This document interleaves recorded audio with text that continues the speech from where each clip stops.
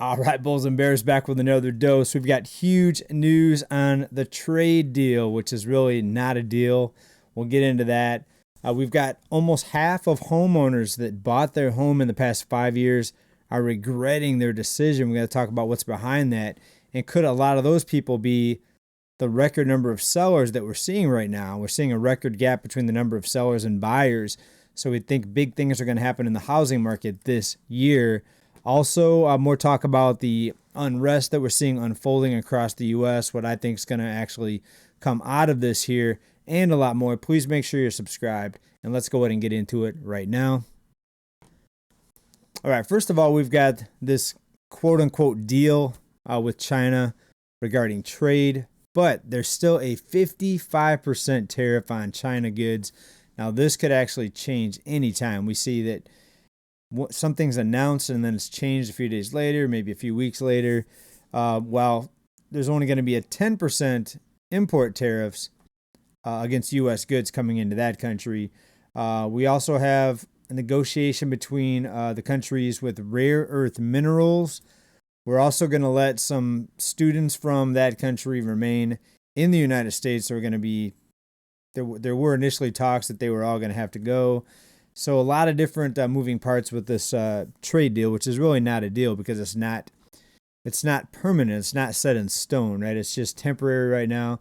It's temporary and it's likely to change anytime. So I don't really see the markets really going up much on this. In fact, the markets were down slightly after the news came out. And I think it's going to take a lot more than just this temporary trade deal to bring the markets up. It's going to have to be something much bigger and much more permanent and much more definite, right?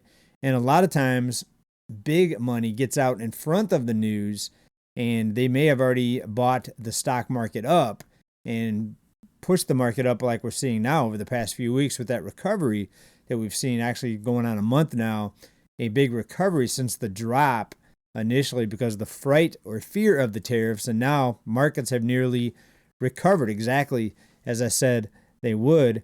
But this trade agreement is emphasizing over another thing too, another part of it, $1,000 investment for American newborns. That's another piece of news that came out here. So families that have a newborn kid are incentivized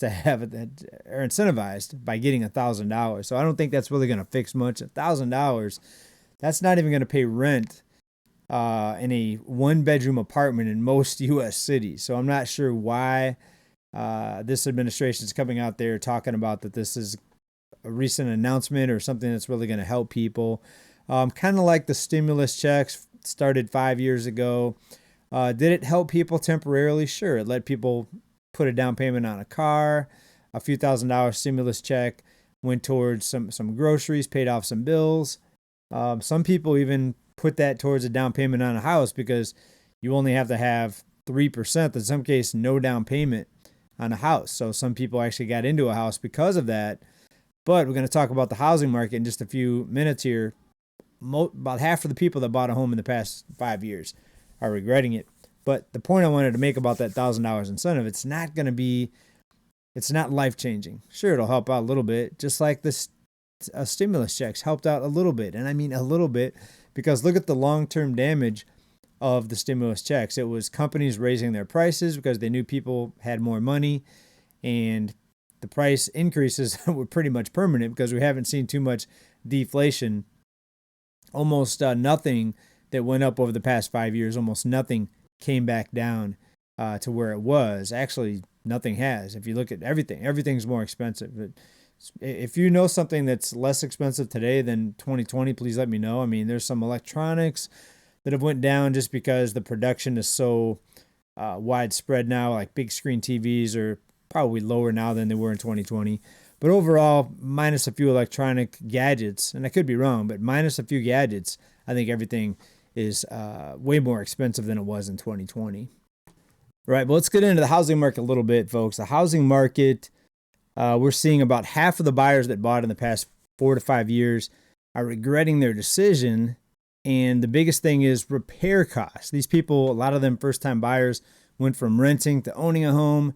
and now you have to pay for everything, or unless you know somebody that does these repairs, you're paying big money, a new furnace, a new cooling system, a new roof, so many things that cost a lot of money. I've heard of people spending out here in California $20,000 to $40,000 on a new roof, and as a renter, you just don't have that kind of money to throw around. Or from being a renter to a homeowner, you're just not prepared for that type of additional expense. And not that renting is good long term. I mean, it can be good, but mostly just to get on your feet. But some people rent for life, and they're perfectly happy.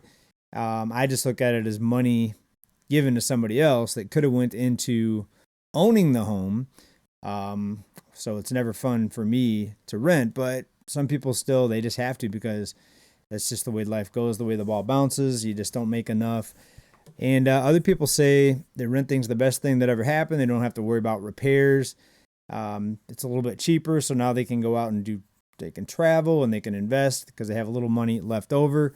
Ultimately, I don't think it's a long-term strategy, but I think it can be a stepping stone, and it can be a short-term strategy. I actually know somebody that got pretty rich buying mostly cryptos because he had extra money, because he was paying so little in rent, where if he would have bought a home, this is back in 2018, if he would have bought a home, he probably wouldn't have had money to put towards these cryptos. Now he's a millionaire.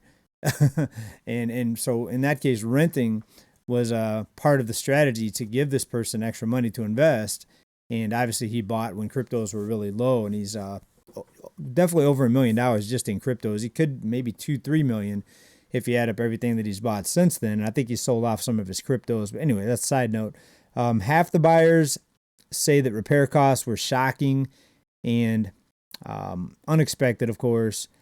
Also, additional fees, like if you bought it in an HOA neighborhood, that's a big regret. People, about 20% of them that 20% of the half of the 50% that regret it said that they wish they hadn't bought in an HOA area. The thing about HOA areas is sometimes they're cheaper because usually people don't want HOAs. They don't want to pay that extra cost. So it's kind of like having a tax. If you're in a school zone, you have an extra tax. It's going to be a disincentive for people to want to buy that home. Other hidden costs too, they didn't expect. Yard maintenance. Well, if you just let your grass grow out of control, then you don't have to worry about it. But most people want their yard to look good, so now they got to spend money on yard maintenance. Things you typically don't have to do as a renter. Actually, renters should keep their yard up, but probably not as nice as someone that's landscaping and, ownership. The pride of ownership, you want your property to look good. And also, nearly 50% of these people also said their home wasn't big enough. So they went from renting someplace that was bigger to getting into an entry-level home, but because prices were so high, all they could afford was a small home. So many of these people downsized from a bigger rental to actually a smaller home. So you get to own it, yay, but now you're cramped, you don't have enough room to do anything, and you're bumping elbows with all these people in your family, and you're getting on each other's nerves, and you're getting into fights, and you're going to jail. Maybe not that bad, but people are regretting not having enough space. Also, there's talk of a new Federal Reserve chairperson, and I don't think it really makes a big difference at all, because I think these Fed chair people pretty much are just order takers. If you look at the news conferences, they're just reading off of a script. They're looking down at a paper. I think that was not even written by them. I think it was written for them. So to me, it makes hardly any difference. I mean, you may get someone in there that's going to more likely to bend towards the will of this administration, who's been calling for rate cuts. And folks, that would be a disaster. Rate cuts at this point, with the cost of living where it is, and with inflation barely slowing down. I mean, prices need to come down. We don't need slower inflation. We need deflation. And you throw in some rate cuts here on this already hot inflation situation, and it's going to burn a lot of people. I mean, a lot of people are already burned, but people are going to get completely charred if they do rate cuts. But that's probably what's going to happen. There's talk about it right here out of this report here. A shadow Fed chairman basically putting in an interim Fed chairperson. What are they going to do? Buy more bonds, suppress mortgage rates, lower the Fed funds rate, loosen bank lending guidelines even more so people can borrow more money. People with banged up credit scores can get loans easier. I mean, what are they going to do to help the long-term situation? It may ignite inflation and make the economy look like it's growing. But remember, economic growth comes along with inflation because it's spending money. That's basically the fuel for economic growth. No pun intended. Fuel, the fire, and the growth. It's a disaster, folks. There's nothing to give us any long-term solutions here. And we've been exactly right on this channel. I've had to ban a couple trolls from the channel. One person said that I say the same thing for 5 years. Folks, every episode, every report is new news. Like today, we're talking about a trade deal, which is not really a deal, but a temporary trade, sort of an agreement, but it's just temporary. That just came out in the last 24 hours. Every report is current news. So anyone that's just trolling, not watching the video, saying I'm saying the same thing for 5 years, that's a lie. So I just have to just ban you from the channel. I mean, because you're not really watching the videos. If you say stuff like that, that means you're not even watching the videos. So why would I want people in comments, saying stuff like that? Because it's not true. Somebody said I was a perma bear. It's been just the opposite. I'm one of the only people that said there was not going to be a crash, right? Somebody that's bearish, they're shorting the market, or they're putting out put options, betting the market's going to go down because they're bearish. That's bearish, folks. I've been just the opposite. I've been saying buy the dip. They can inflate this market at the click of a mouse, create trillions of dollars out of thin air, buy up stocks. Folks, that's what this money system does. So that's actually a bullish thing. When you know that markets can be pumped up and the housing market can be propped up, that is bullish. One of the only people on YouTube that told you that the housing bubble was not going to go bust because they told us the banks are too big to let go under. Right? They're not going to let them fail. They're going to be propped up, folks. That's inflation. And we're going to continue to see more inflation. I continue to be bullish. This is bullish, not bearish. The channel is called Bull, Boom, Bear, Bust, but if you look at the monetary policy right now, it's all bullish.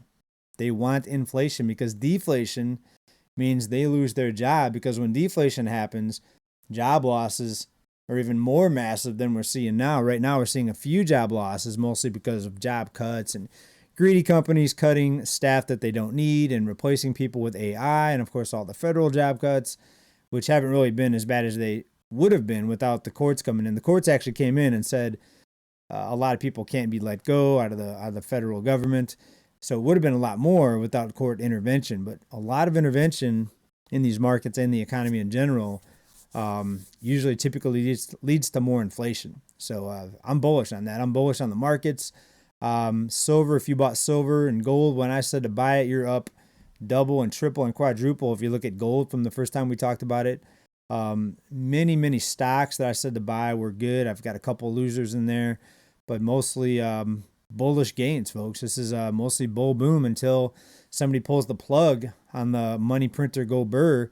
It's bull boom to the moon, folks. Bull boom to the moon, baby. Let me know what you think about this. The trade deal, is it a deal? Is it going to make a difference? The Fed chairperson, does it make a difference? Do you agree, disagree? Let me know down in the comments. Any of this, folks. Glad to see you here. As always, keep stacking. Bye for now. Peace.